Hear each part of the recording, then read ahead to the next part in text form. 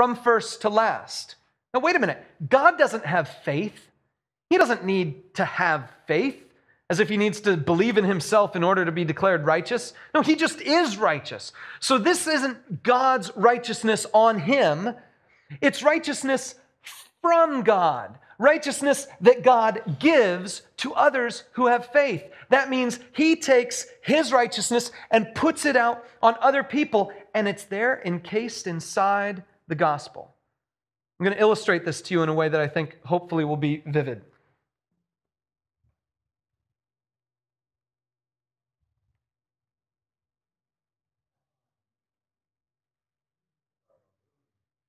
This is a water balloon. We have electronics up here. Jake, forgive me in advance.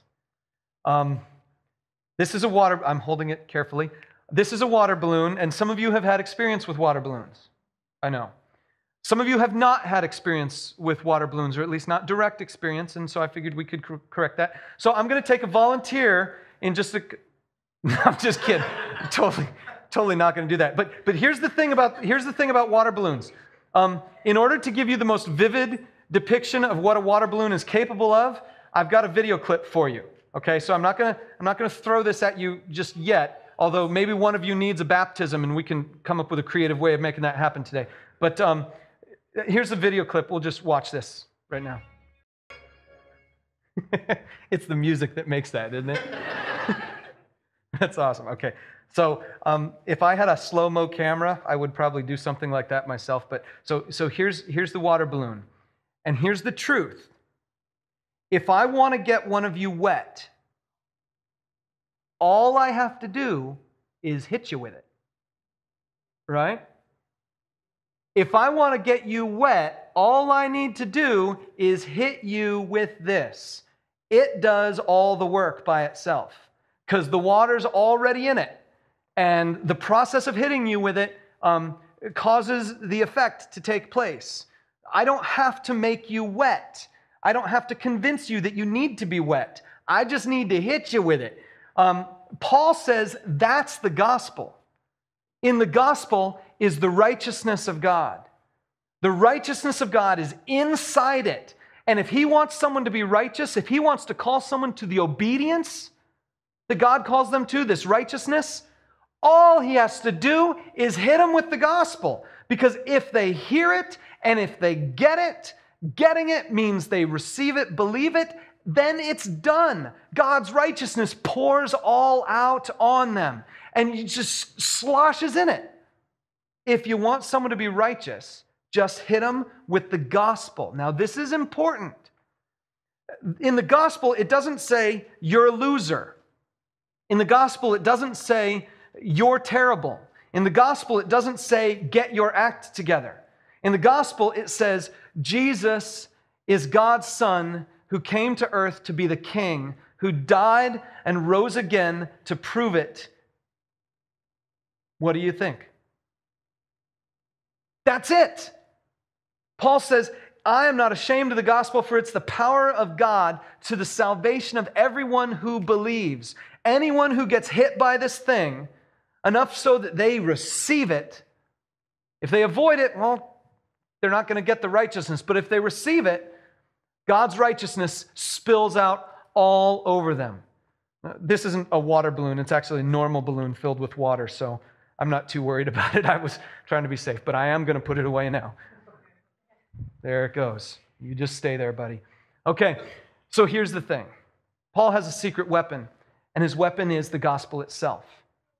I want to give you a couple things to take this home with you, okay?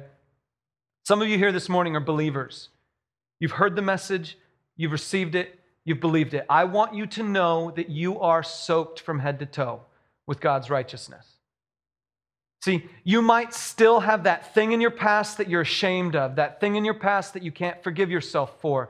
You might still have that lingering sense of doubt and questioning, but here's the deal. The gospel is the power of God for salvation to everyone who believes, because in it, the righteousness of God is revealed that's from faith, first to last. So if you have that faith, if you've been hit with the gospel and it hit you, and then you receive it, God's righteousness has poured out all over you, and that's it. It's done. All that other stuff is washed away, just as if you'd been hit with a water balloon. You're soaked in it. Stop wallowing in the guilt or the questions or the worry of any of that stuff, because faith and the gospel is all. That's it. God's righteousness has poured out on you. But faith produces obedience.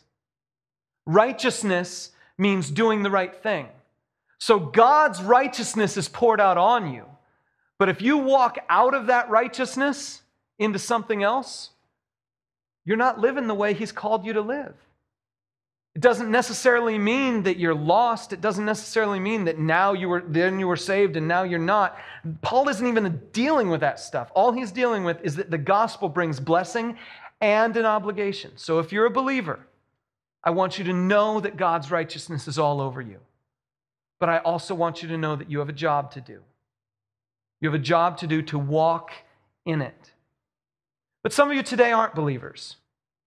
You've heard the message, but it's never hit you. And I'm just going to ask you this one thing. Just focus on the gospel. Just focus on the message of Jesus and what He's all about. Hang with us through this series. Some of it's going to make sense. Some of it's going to be over your head. Some of it's going to be a little bit weird. If you don't believe this stuff yet, the book of Romans isn't the introductory level book for you to study. And I get that. That's cool. But just hang out with it. Just soak into it for a little bit. Pay attention. Focus on it. Don't worry about that hypocritical teacher you had who claimed to be a Christian and then was doing other stuff on the side. Don't worry about that church you went to where the real bad political things happened. Don't worry about the person out in the public eye who seemed to be a Christian and then had a terrible moral failure. Don't worry about the really good moral atheist that you know who tells you he doesn't need God. Don't worry about any of that stuff and just settle in, focus on the gospel, because in the gospel is the power of God to salvation for everyone who believes. Paul is completely sold out to the gospel. I want to ask, are you? If you're a believer, you can be sold out to it. And if you're not a believer yet, you can still be sold out to that, saying, if I'm going to know anything about Christianity, I want to make sure I know that well. We have an opportunity to live the gospel right now. On either side of the room here, we have these elements for communion. It's bread and it's grape juice. And on the night before Jesus was crucified, He took these same things. He took bread and He took juice, and He gave it to His disciples as part of this Passover meal with them.